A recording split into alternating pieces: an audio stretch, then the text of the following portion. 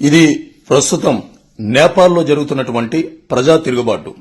ఈ ప్రజా తిరుగుబాటు జరగడానికి ప్రధాన కారణం నేపాల్లోని ఒక బాలికను మంత్రి కారు గుద్దింది. ఆ బాలిక చనిపోయింది. కానీ ఆ కారుతో గుద్దినటువంటి ఆ మంత్రిని ప్రభుత్వం అరెస్టు చేయకుండా వదిలేసింది.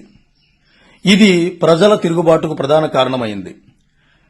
ప్రభుత్వం పేరుతో, అధికారం పేరుతో మంత్రులు, వారి కుటుంబాలు పరిపాలనను అడ్డంగా పెట్టుకుని దేశ సంపదను మొత్తం దోసేస్తూ, దేశ ఆర్థిక వ్యవస్థను విచ్ఛిన్నం చేస్తూ, ప్రజా సౌకర్యాలు కల్పించడంలో విప్లవం అవుతూ, ఈ దేశంలో తమ సంపదను పెంచుకుంటూ జలసాలతో వీళ్ళు బ్రతుకుతూ ప్రజల్ని మాత్రం నిరుద్యోగంతో, ఆకలితో వాళ్ళందరినీ కూడా వారి జీవితాలను వినాశనం చేస్తున్నారన్న కారణంతో వాళ్లు ప్రజల్లో భయంకరమైనటువంటి తిరుగుబాటు వచ్చింది.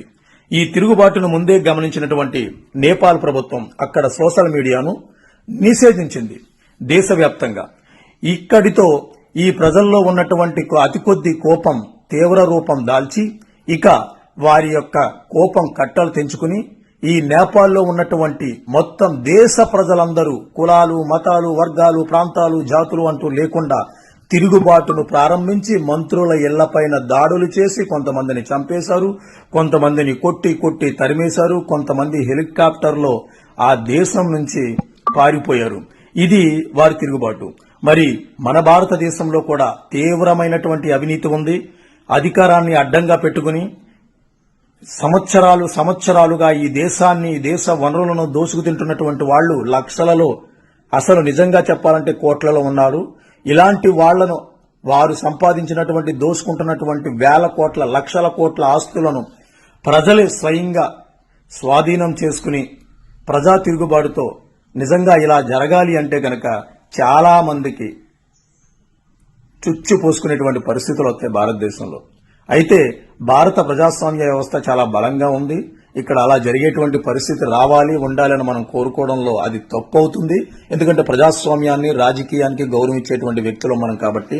కానీ ఏదో ఒక రోజు ప్రజలు కనుక తిరుగుబాటు చేస్తే ఇలాంటి పరిస్థితులు వస్తాయని నేటి పాలకులు గుర్తించి ప్రజా సౌకర్యాల కోసం, సుపరిపాలన కోసం, ప్రజా అవసరాలను గుర్తిస్తూ, నిరుద్యోగ సమస్యను నిర్మూలిస్తూ, యువతకు సరైనటువంటి అవకాశాలు కల్పిస్తూ, ఉచిత పథకాల పేరుతో ఈ దేశాన్ని నాశనం చేయకుండా, ఈ దేశ సౌభాగ్యతను కులమతాల పేరుతో విచ్ఛిన్నం చేయకుండా, దేశ వ్యవస్థను, సమగ్రతను, ప్రజాస్వామ్యాన్ని, రాజ్యాంగాన్ని ఎకనైనా కాపాడే బాధ్యతను దీని ద్వారా నేపాల్లో జరుగుతున్నటువంటి పరిస్థితులను బట్టైనా సరే మనం తప్పు చేస్తున్నాము అన్న ఆలోచన ఉన్న ప్రతి ఒక్కరు కూడా తమ తప్పును గుర్తించి తమ తప్పును మళ్లీ పెంచుకుంటూ పోకుండా ఈ దేశ వ్యవస్థలో మీ యొక్క గౌరవ విలువలు, మర్యాదలను కాపాడుకోవడానికి ప్రయత్నం చేయాలని, భారతదేశం యొక్క విశిష్టతను ప్రపంచ పటంలో వెలిగేలా చేయాలని చెప్పేసి కోరుకుంటున్నాము. ప్రజా తిరుగుబాటు అనేటువంటిది చాలా భయంకరమైనది. అది ఎక్కడ వచ్చినా అక్కడి ప్రభుత్వాలతో కూలిపోవడంతో పాటు, అక్కడి ప్రభుత్వ వ్యవస్థలు స్తంభించిపోవడంతో పాటు ఆ దేశ ఆర్థిక వ్యవస్థ విచ్ఛిన్నమవుతుంది అన్న విషయం మీకు తెలుసు.